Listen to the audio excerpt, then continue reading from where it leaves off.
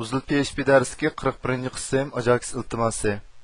Ajax iltimosi orqali torbat soliq uchur jadvalidagi elementlar mulozimlar bilan bevosita uchur almashtirish elib bordi, ya'ni bat yangilash yoki post get orqali uchur yo'llash hojatsiz.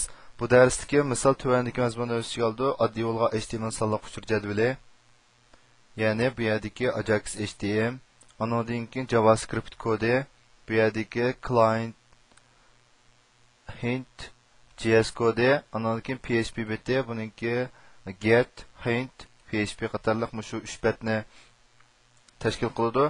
Bu misol qaraydigan bo'lsak, avval masalan bu yerdagi nomi degan qismga men a ni kirgizsam, bu yerda anna, amanda deb. Andan keyin h ni kirgizsam, ni kirgizsam, nina deb shu harf bilan masalan am ni kirgizsam, ma amanda deb shu harf bilan boshlangandagi harflarni osti qismida bevosita men ko'rsatib berdi.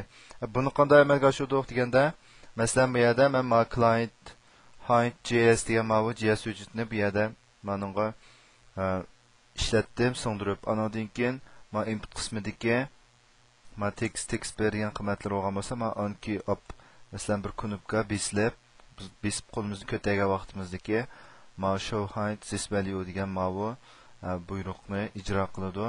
Menga suggestion degani ma txt hint degan qiymatni oladi. Txt hint deganimiz men yerda qaraydigan bo'lsak,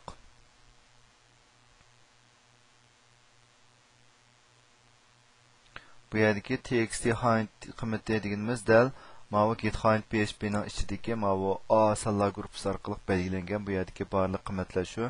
Biz ma qiymatni bergan vaqtimizda bu bizga mush qiymatlarning orasidagi shu kirgizilgan uchur bilan o'xshab ketadigan qiymatlarni bizga ko'rsatib berdi.